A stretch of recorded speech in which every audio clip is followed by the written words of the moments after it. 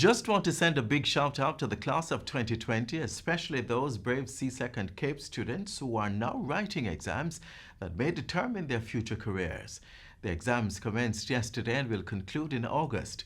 Initially delayed due to COVID-19, it now goes on under strict guidelines outlined by the officiating body, the Caribbean Examination Council. We wish success for all of Jamaica's 74,904 bright sparks sitting the exams, and we hope there will be no nervousness as you are already all achievers. This is Jamaica Magazine and I'm Adrian Atkinson. Stay with us. This is the show with the information you need to know. It begins now.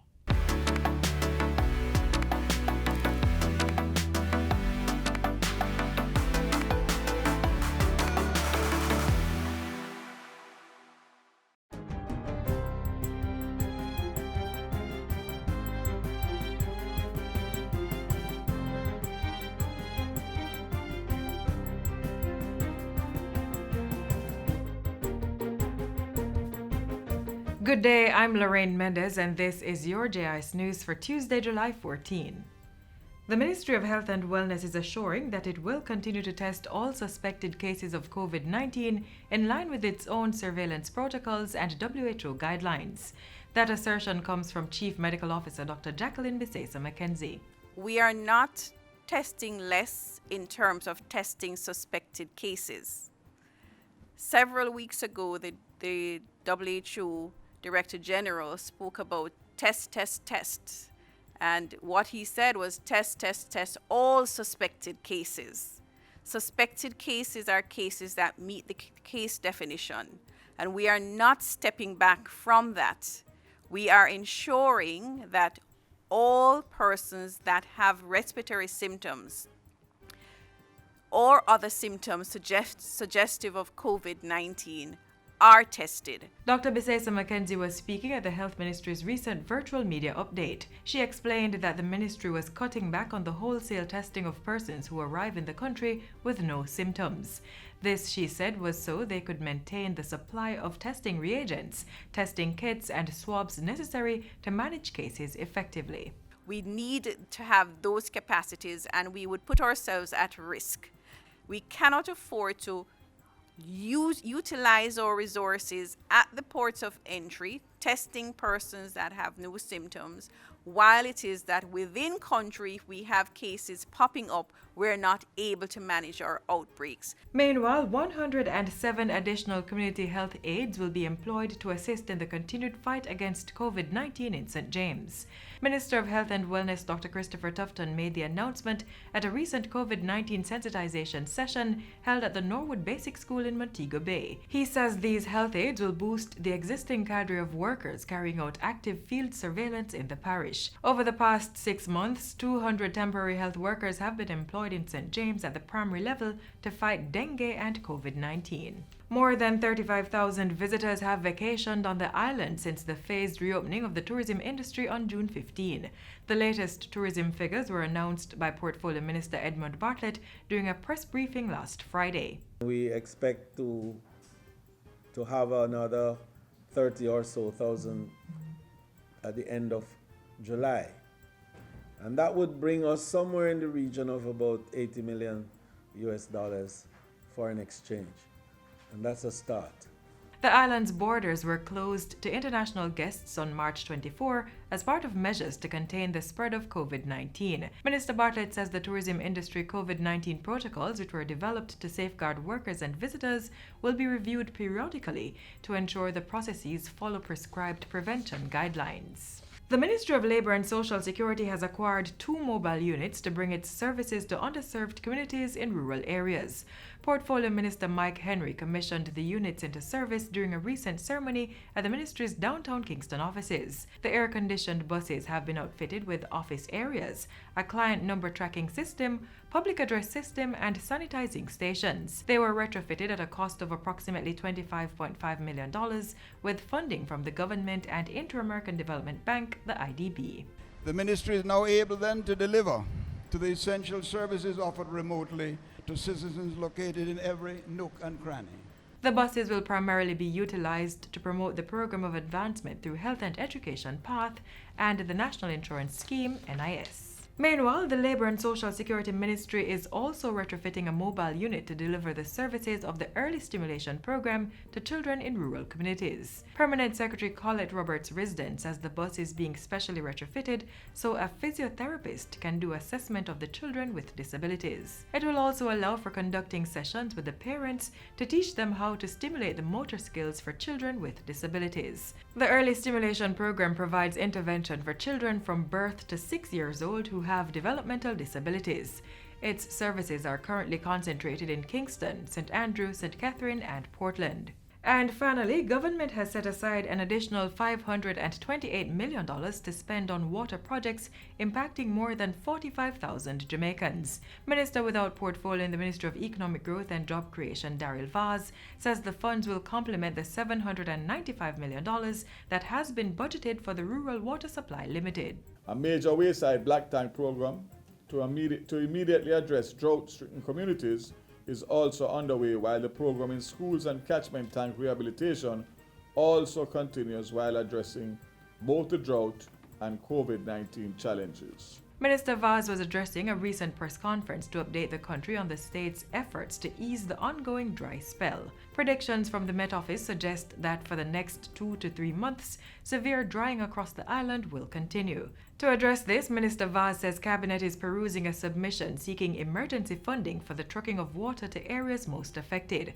In addition, the island's Drought Management Committee has been revamped, and Cabinet has approved the appointment of members to the Integrated Water Resource Management Council.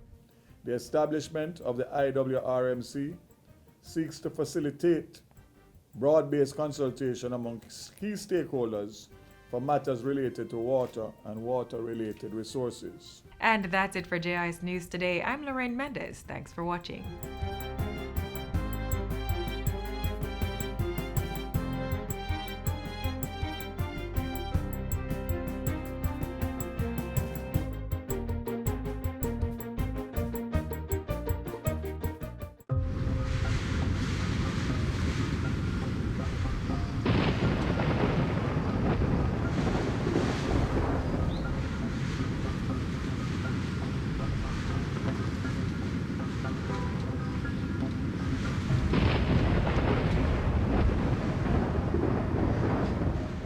Up next, a recap of happenings out of the office of the Prime Minister during the past week. Take a look.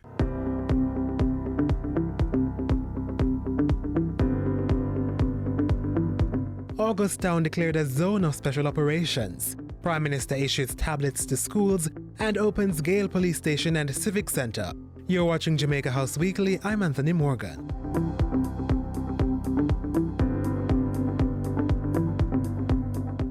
I have declared a zone of special operations under the law reform Zones of Special Operations, Special Security and the Community Development Measures Act 2017. The law reform Zones of Special Operations, Special Security and Community Development Measures Augustown Zone Order 2020 has been gazetted. As he announced the Augustown ZOSA on Wednesday, Prime Minister Andrew Holness said the community had been contributing significantly to the level of crime in the St. Andrew Central Police Division. Based on the assessment, there is an urgent need for intervention. The presence of major gangs in the community, as well as a number of other less organized gangs, has over the years contributed to the level of crime. Additionally, the criminal activities of these gangs are not only restricted to the geographical boundaries of the community, but have negatively affected other areas. Police statistics show that since the start of the year, Augustown has recorded 7 murders and 14 shootings. On Thursday, the Prime Minister was at Balcombe Drive Primary School, where he delivered computers under government's Tablets for Teachers program. The use of technology to enhance teaching and learning through digital inclusion and digital literacy has been a key objective of the government. The temporary closure of schools as a result of the COVID-19 pandemic has reinforced the need for us to accelerate progress in achieving this objective. 25,000 tablets have been secured for teachers across the island. Thursday afternoon, the Prime Minister officially opened the revamped $26.5 million Ligani Avenue roadway. The new development includes a new bridge, 2 wider lanes, upgraded curbs and sidewalk extensions, as well as improved drainage. First-class infrastructure attracts investments, and it creates a first-class location. Development follows areas where they find the best roads and the best bridges. So I'm certain that the development of the road and the bridge is going to be followed by other developments here. Prime Minister Andrew Holness hopped over to St. Mary Friday for the opening of the renovated Gale Police Station and Multipurpose Centre. The $85 million structure was facilitated under the Citizen Security and Justice Programme through loans and grants from the Canadian and UK governments and the Inter-American Development Bank. Phase 1 of the project, which began in 2019, saw to the revamping of a police post, courthouse, conference and office areas, as well as a computer lab. The second phase will include the construction of an auditorium. The Heart NSTA Trust will provide training programs at the facility. These will be in the areas of commercial food preparation, data operations, and positions in the business process outsourcing sector. This is a very positive development that would enhance community police relations. It should promote constructive dialogue on community concerns in the course of defining community solutions within the context of community governance. This is the way we can move forward in reducing crime and violence in our neighborhoods and focus our resources on building healthy, productive, and meaningful lives. And that's it for Jamaica House Weekly. Be sure to join us next time for more of the news stories coming out of the office of the Prime Minister.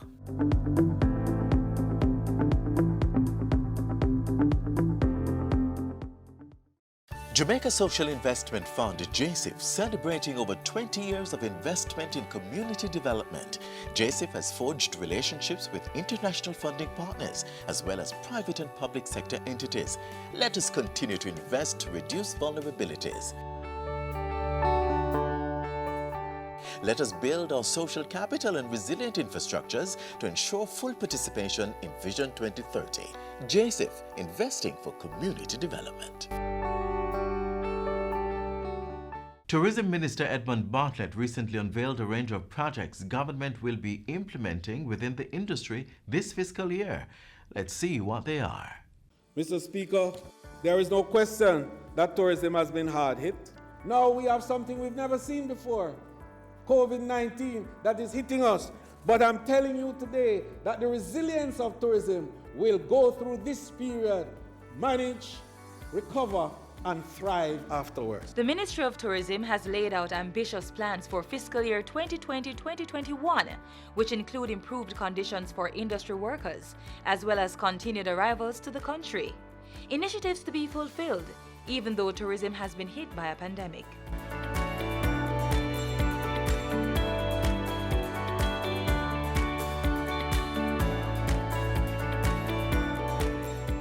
The coronavirus disease of 2019, caused by the SARS-CoV-2, was of immediate concern to the Ministry of Tourism and our agencies. Tourism traffic eventually ground to a complete halt as nations across the world, including Jamaica, closed or severely restricted movements of people across borders and effectively went into shutdown mode. Our booming tourism industry, Mr. Speaker, went from thousands of arrivals per day to zero. Mr. Speaker, you can see, therefore, that the phased reopening of our borders to international travelers on June 15 is not just about tourism, but it's a matter of life and death. We need to get the over 350,000 pandemic displaced workers back to work. Mr. Speaker, I want to assure you that the reopening is being carried out safely and in a way that protects our frontline tourism workers, Jamaican citizens, and our visitors.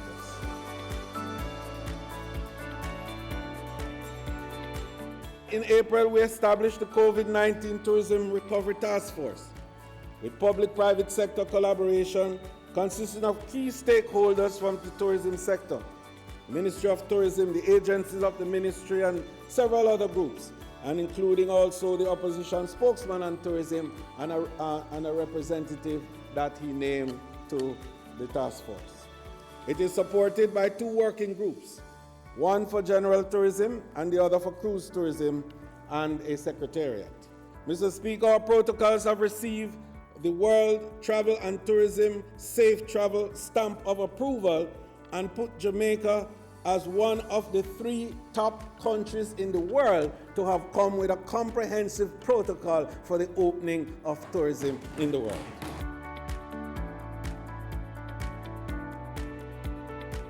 Mr. Speaker, we are in discussion with the Jamaica National Group Limited and the National Import-Export Bank, which have over $500 million. If you recall, Mr. Speaker, that the TF had put $1 billion Jamaican dollars with the Exim Bank for the purpose of supporting and enabling small and medium tourism enterprise to get affordable credit. The remnants of that, Mr. Speaker, is about $389 million that's there now, along with $200 million that we have at Jamaica National. We're putting them together, along with the program that the Minister of Finance has developed for the $1.2 billion support for small properties, small hotels, and to create a fund thereby that can allow for our small and medium tourism enterprises to have an opportunity to be able to access and to purchase and to acquire COVID security equipment.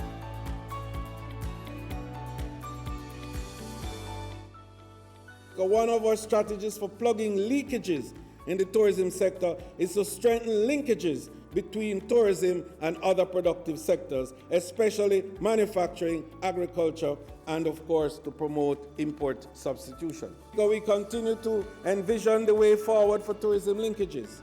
Given that Jamaica is one of CARICOM's most prominent tourism economies, and we think about this in the context now of the post-COVID period, and indeed in the with-COVID period, because we see the need for the supply side to be built out in a stronger way, and that Jamaica can play a greater role in becoming something of a catalyst for the production and the provision of the inputs of tourism for the other countries of the Caribbean and indeed in the Americas.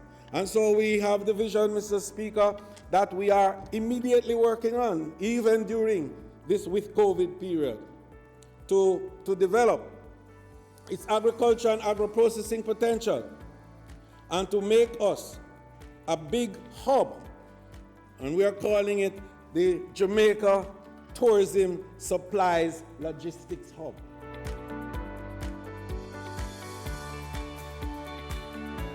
Another game-changing initiative that the ministry will embark on is the Resort Squatter Settlements Upgrade Program.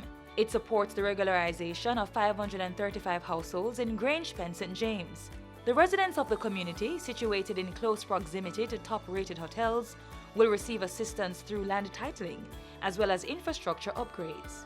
These include the paving of roads, improving drainage infrastructure, the construction of a sewage treatment plant, connecting to the water system of the National Water Commission, and access to electricity.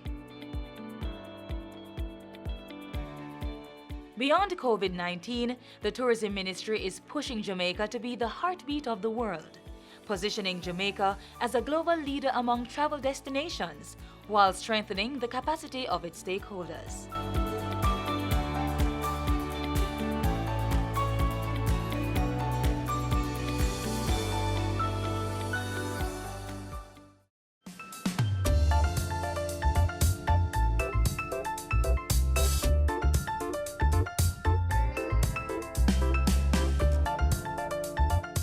One of the most effective weapons against COVID-19 is a mask. Research has shown that when worn properly, it can prevent the transmission of the virus from person to person. In Jamaica, the nation's youth are helping to fill the demand for masks. Take a look.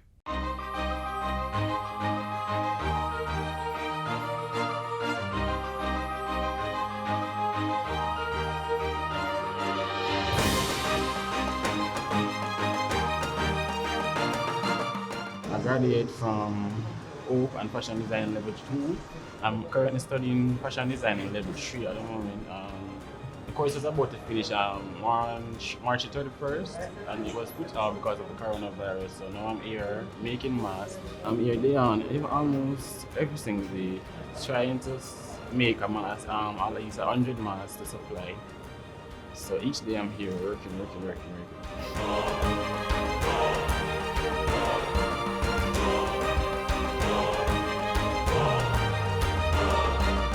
When COVID started and when the outbreak started in Jamaica, we realized that we had no choice but to shut down all training, and especially by what we did at Hope. So we had community-based training, we had institutional-based training like you see here at this Heart Academy. When we realized what was happening with COVID and the need for wearing masks by the general public, we decided to recall some of these youngsters who had then been at home for a few weeks, not earning a stipend, not doing anything. So we recalled them and we put systems in place here, very, very strict controls to maintain this sterile environment, the sanitizing processes, and at the same time to have them making these masks. Making these masks, these Hope program masks, these can basically benefit Jamaica by preventing the spreading of coronavirus. And I live by the philosophy where there is hope, there is life. The Heart Trust Garmex Academy on Marcus Garvey Drive has become a tenacious player in the island's fight against COVID-19. What started as an initiative to engage numerous unattached young people enrolled in the Housing, Opportunity, Production and Employment Hope program has begun to bring hope to countless Jamaicans. The team of approximately 25 Hope trainees, 10 instructors, and numerous volunteers is tasked with the daily target of producing 1,000 reusable fabric masks that will be supplied to some of the less fortunate among us. The masks are made and supplied. We try to get them to the most vulnerable groups. So we send them to infirmaries, to children's homes. We send them to other social workers groups that are out there working in the communities as we speak. We have provided these masks to the Ministry of Health, social teams that are deployed. But there is also a number of corporate entities who have come to us because they're on the front line. Food service, for instance. As you may be aware, Island Grill was one of our biggest supporters and encouraging us to do more and get more of these masks out, and they were the first ones to come on board. Colonel Rickman, through his ingenuity, started the manufacture and design of the Hope mask, and we naturally turned to him because of the ongoing partnership that we had. And this is our way of saying thank you. So we have brought our team down to, go ahead and feed the interns and anybody else who might have been participants in producing these things for us. I hope it's an example for others to follow suit. I invite other entities to come on board with us, donate some masks. There are entities now who are buying masks and allowing us simply to give it away. Each mask is sold at a cost of $350 and are done to exact specifications.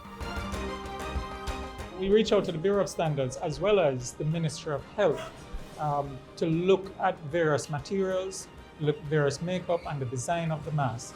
And I'm happy to say that these masks that are made by Hope, they're made with material that are already water repellent or moisture repellent, but it's made with a level of comfort. It's in 3 layers so that it significantly reduces the possibility. So it's not a guarantee, but it significantly reduces the possibility of moisture and vapor to enter into the system. Or for those who may have the virus, if everybody is wearing it, it will protect them from passing it on as well. All of these masks are made in the Jamaican colors, as you can see. And they're made because we wanted to inspire a sense of, that we as Jamaicans, we're all in this thing together.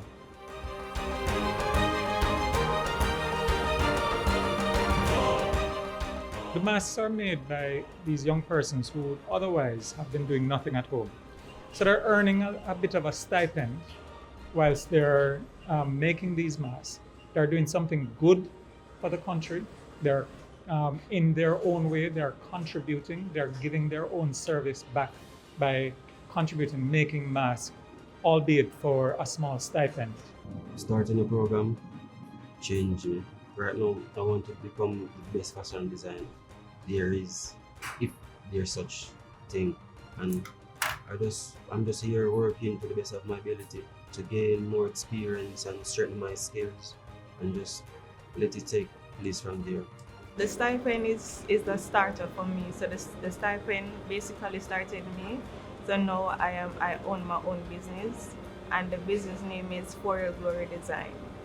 And now I can fetch for my family and myself. I'm more confident in sewing than before because I can do a lot more than I could do before, like pattern making, jacket suits. I'm actually making masks in my community also. I'm selling them in my own community. Yeah. So fashion is a good thing for me, and did a lot. Trust me, it did a lot for me.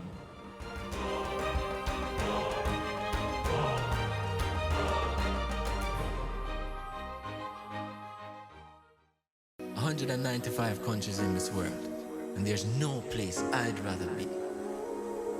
See, if you're living outside of this country, it's 14, man, and you'll get to see exactly what I mean.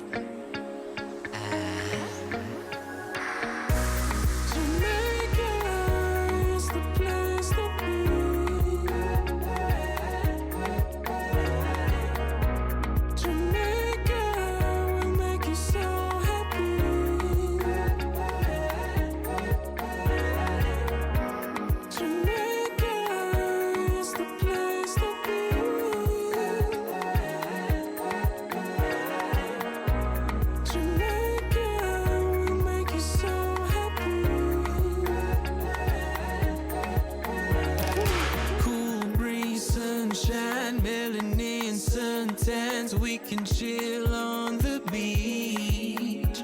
If you puff trees, alright. Police won't mind long as you're not overdo it. Jamaica is the place to be.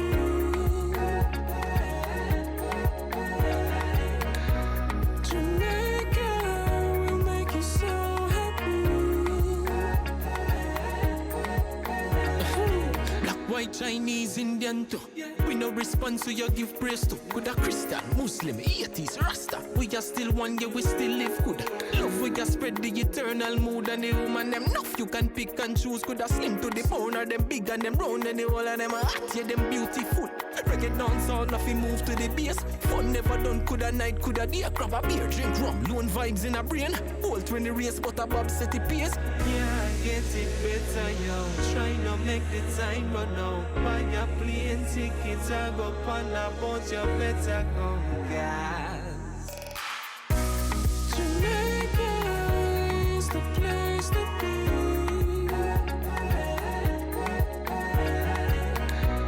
Jamaica will make you so happy.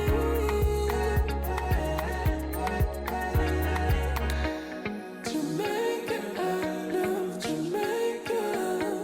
Jamaica, I love Jamaica. Jamaica, I love Jamaica.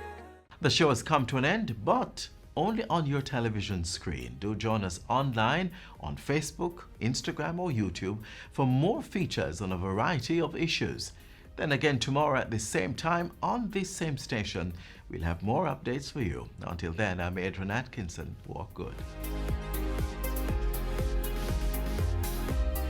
This has been a production of the Jamaica Information Service, the voice of Jamaica.